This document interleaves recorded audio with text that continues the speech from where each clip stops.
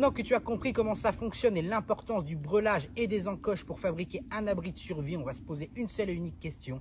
Comment on va s'en sortir si on n'a pas sur soi du cordage? Heureusement pour nous, au milieu naturel, on va avoir accès à tout un tas de variétés de végétaux qui vont pouvoir servir de substitut au cordage.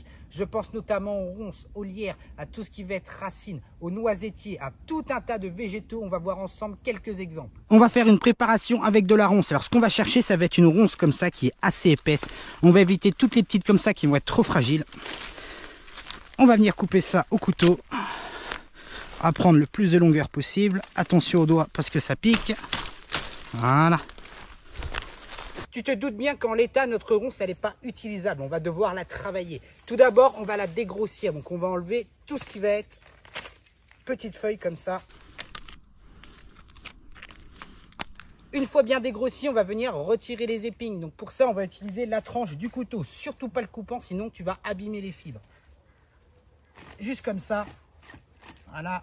Et on enlève les épines.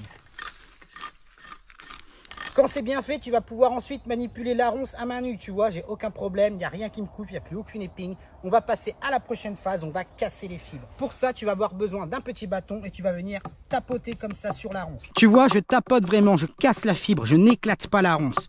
Donc bien sûr, il y a des endroits où ça va un peu se casser, un peu se séparer, c'est normal. Maintenant qu'on a bien travaillé nos fibres, on va venir faire un peu de découpe. Donc tu vas prendre ton couteau de survie, tu vas trouver un morceau de bois comme ça et tu vas lui taper sur la tête. Voilà. Et maintenant, on va pouvoir faire de la découpe.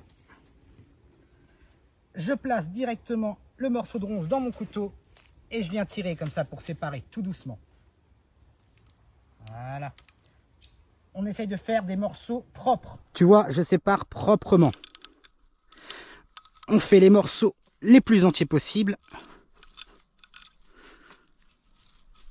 On fait attention aux endroits où il y a des nœuds. Quand ce sera bien fait, tu vas te retrouver avec deux lanières comme ça. Et maintenant, on va vouloir les vider. Donc, ce qu'on va faire, c'est que tu vas plier un petit peu comme ça, tout doucement ta ronce. Et tu vas venir retirer tout le cœur, tout ce qui est dur. Ça va s'enlever quasiment tout seul. Tu plies, hop, t'enlèves. Tu vois, il se peut qu'il y ait encore des parties dures comme ça. Et bah, tu retapotes tout simplement avec ton bâton.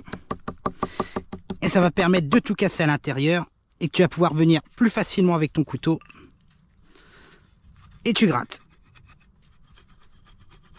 Voilà, ça part tout seul. Une fois que c'est fait, on commence à avoir quelque chose qui ressemble à du cordage. Donc maintenant, la prochaine étape, ça va être de venir travailler les fibres. Pour venir travailler les fibres, ce que j'ai fait, c'est que j'ai taillé un bâton. Je vais le planter dans le sol. Et maintenant, je vais venir chercher mes morceaux de ronce. Et je vais les travailler comme ça. Je vais les tourner autour du bâton. Et je vais faire ça sur toute la longueur. Donc comme je te le dis, je me sers de l'arrondi du bâton pour venir travailler les fibres, comme ça. Ça commence à ressembler à quelque chose, hein. Maintenant, on va venir tresser nos cordelettes. Donc pour ça, ce que je t'invite à faire, c'est à prendre un petit bâton et tu vas venir faire une encoche en plein milieu. On va aller chercher l'autre extrémité. On va essayer de se tendre au maximum. Et cette extrémité-là, tu vas la coincer dans le morceau de corde, dans l'épingle à linge qu'on s'est faite, comme ça. Et tu vas commencer à tourner.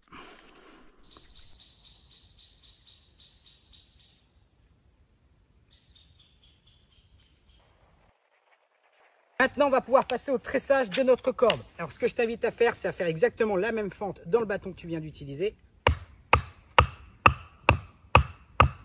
Tu vas prendre un morceau de bois qui va servir de cale, tu l'enfonces à l'intérieur.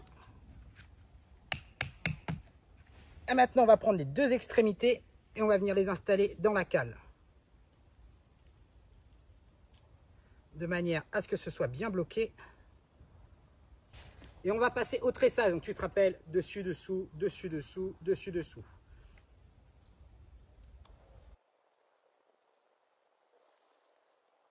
On est d'accord, on n'est pas sur une superbe corde de compétition. Par contre, tu vois, ça permet de faire des nœuds assez aisément.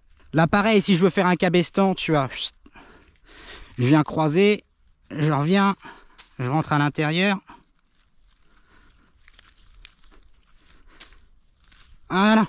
Là, j'ai mon cabestan et ça tient. Donc, tu vois, fabriquer du cordage comme ça en milieu naturel, c'est tout à fait possible. Par contre, ça demande une bonne dépense d'énergie. Il faut aller chercher les ressources, il faut travailler la ressource. Ça demande énormément de temps aussi. Là, il fait beau encore, je peux travailler tranquillement. Il faut imaginer s'il y a du vent, s'il y a un début de tempête, s'il y a de la flotte qui me tombe sur la tête, ce sera beaucoup moins agréable. Et là, pour faire ça, j'ai mis à peu près une demi-heure. Le must, tout ce qui va être plante grimpante, donc tout ce qui va être lierre, tout ce qui va être clématite, on va pouvoir utiliser ça extrêmement facilement. Pour ça, c'est simple, il va falloir dérouler la plante. Et on enlève toutes les feuilles.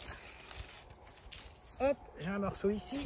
Et maintenant, ça, pareil, on va venir lui taper sur la tronche pour faire travailler les fibres.